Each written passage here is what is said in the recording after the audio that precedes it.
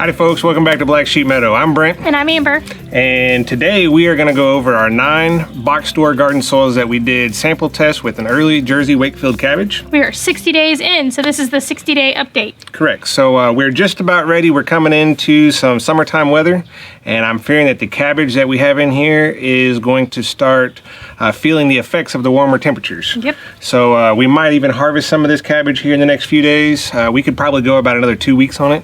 But there is some of these garden soils that perform very well, and some of them that did not perform at all, really. It's a really stark difference. Yes. It's a very stark difference. So if you're going to invest money into raised bed soil, it's kind of nice to know what you're getting into. If you're going to invest in it, it's a rather large investment. Correct. So to get some of y'all up to date, if y'all are new to the channel, for the year 2023, me and Amber are attempting to grow 80% of all of our own food.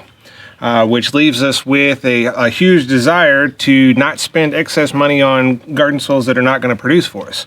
So, which is exactly why we started this test. We've already done a 5-box store garden soil test, which we have, I think, at least one of those soils as a control for this test. So, we have 9 samples here. We're going to get right into it. Okay, so out of all of our containers, we basically filled each container with the same amount of soil, different varieties of soil in each container, and we left the bags of the soil underneath the container just as we did in the last test. The only thing different in each one of these containers is the brand of soil itself. So they all had the exact same amount of sunlight, they all had the exact same amount of moisture. We did treat these with some BT, which is a bacteria for cabbage worms, and we did treat them with some Epsom salt, and I believe Amber might have dusted them with some diatomaceous earth. Just a few times. So, but everything else, everything has been equal in every single one of these buckets. We planted 2 cabbage plants per bucket that were already starts that we purchased from a local box store. They were Bonnie plants. And as you can see from the left here, we do have a little bit of damage from cabbage worms, but not too terribly bad. We're going to get some really decent harvest off of this. So we're going to start off with the worst performing soil in this particular assessment. If I can get here. This was a Stay Green flower and vegetable garden soil. This one says, I remember vividly on this when we did this, it actually says plus fertilizer. This was a 2 cubic foot bag, and if you look at the fertilizer numbers on it, they're very, very light. I mean, we're talking not even tenths. So I really expected a little bit better out of this soil.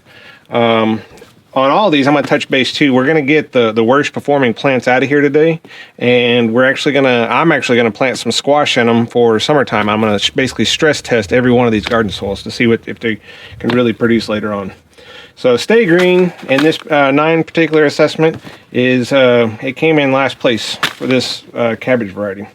So let's go on to this was number 8, and this one was kind of surprising. I don't remember exactly what soil this was, but let me get in here. Yeah, this one's not surprising. I questioned this soil whenever we put it in. This soil, I think, came from a Home Depot, was it not? I think it was Home Depot. I thought it was. But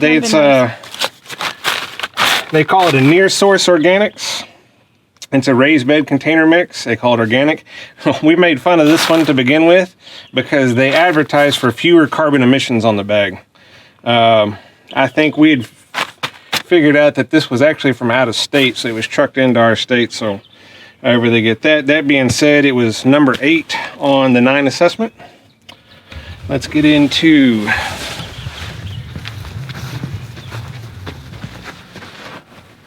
number 7. Okay. So here we are at container number 7. This one I remember very vividly because it seemed like nothing more than just sand with a little bit of wood chip in it. But this is a Living Earth organic garden soil. Once again, this comes from Texas. They offer lots of details on it. This was a 1 cubic foot bag. And on all these too, we'll get Amber. She'll probably go back and figure out how many cubic foot per bag versus what the soil cost was. I'll attach it. It was in the first video, so yeah. I'll link the first video here, and that has all of the details from where these Every soils single- came from yeah. and how much they were and how much each bag was. Yeah, so you could find, like, there was bags of soil that we tested last year that may have been 1 cubic foot for $4.99, and they performed just as well as another bag that was $10.99 for 1.5 cubic foot. So obviously the 1 cubic foot at $4.99 is a better deal than the 1.5 cubic foot for $10.99. So let's continue on. This was container 7, and we're gonna go to container 6 now. Now, I would like to note too that every one of these containers had 2 plants per. In both container number 7 and container number 6, we both had a plant failure. I don't have a whole lot of faith in either one of these plants being able to produce a head of cabbage in the next 15 days. So I'm going to consider really everything that we up to number 6 as being a failure so far. So, but let's see what number 6 is. This was one too we weren't really sure about. This was actually this was a cheaper soil. It came in a 1.5 cubic foot bag as a Happy Grow. I think this one comes from a Lowe's box store. Says it feeds up to 3 months. It's an organic raised bed planting mix. I don't think all of these were for raised beds. I think there's a Miracle Grow coming up that was not. It was a generic in-ground soil, but it was actually Stay Green. It was a garden soil. Stay Green. So nonetheless, I'd still consider everything from number 6 down, or up rather, 6, 7, 8, and 9. I consider all those containers to be really a plant failure for cabbage growth throughout this late winter, early spring. So let's move on now to container 5.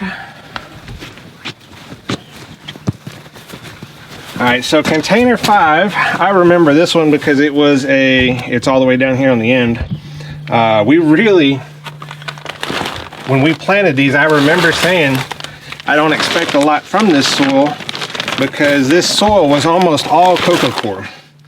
And it looked more like a seed starting mix than it did a garden soil or even a raised bed soil. So it's this is a burpee potting mix. It's a premium potting mix. It was for raised beds. Someone says every one of these burpee soil mess, but these it performed okay. I think if we had another 30 days worth of weather that would permit cabbage growth, this could actually produce something. And it might be a good starting soil if you have something that's real clayey and you're trying to add this type of material to it. This might be a really good option because I want to say the price was not bad. And that might be a really good option for an amendment. Correct, yeah. If you've already got established raised beds and you're needing to refresh it this year or add an amendment to it, this might be a really good option to add some of that coco coir for water absorption and that into your bed.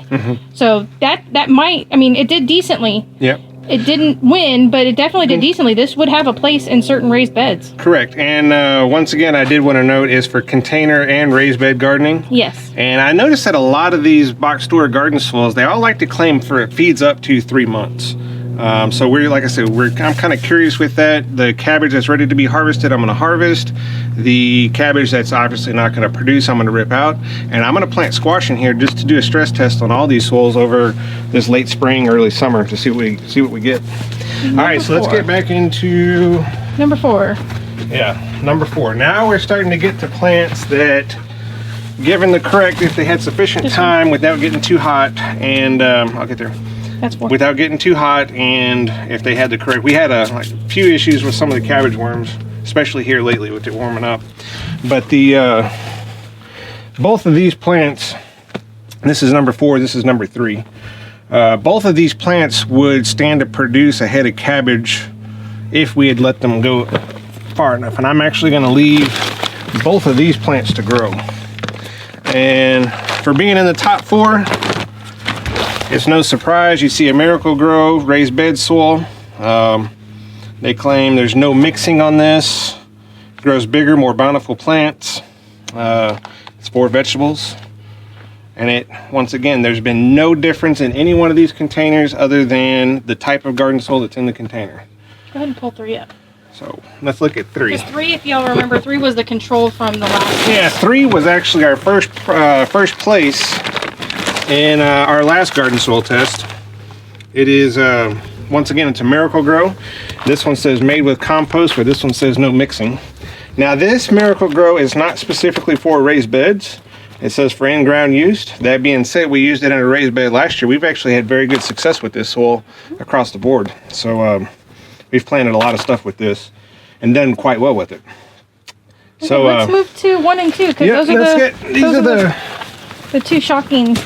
The two shocking. Once again, you can see we've had some damage from some cabbage worm on them. It's not been too bad. I've been trying to keep up with the BT, spraying these down with BT. And I'll give you a little trick on the cabbage worms themselves. I can't find them during the day, but at night, if I come out here with a flashlight, oh, they are all. I have a little flashlight, and I come through here and I check them. And we got rid of a lot of them. We didn't have them. It looks like they're trying to come back again, so I'll be doing that again tonight to check. Once again, a little tidbit on the BT, which is actually a bacteria that we're spraying on the. It's considered organic because the BT is naturally occurring in nature. But we're spraying the BT, and it is actually destroying the digestive system of the worms. It's safe for humans because our acids in our stomach, our pH in our stomachs is too high, so the bacteria doesn't affect us. And it's bee friendly, so it'll be friendly for my bees, so we can treat our stuff, and as long as it dries, it's bee friendly. So we're gonna look at container number 3. No, 2.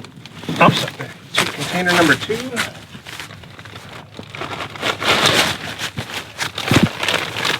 And no surprise, once again, it is a Miracle Grow Performance Organics. I had really questioned this when I bought it. This is going to be a smaller bag. It is a smaller bag. I thought it just gave it to you, and it didn't give it in It didn't give it to you in cubic foot. It gives it in quarts. This is a 25 quart bag. This was actually quite expensive when we purchased it. I want to say it was something like $13.99. It was up there. They guaranteed 2 times more bounty on the bag. So that's actually quite interesting, considering we don't have full heads of cabbage quite yet, but they are very, very impressive. So we can kind of mix it. So let's look at first place.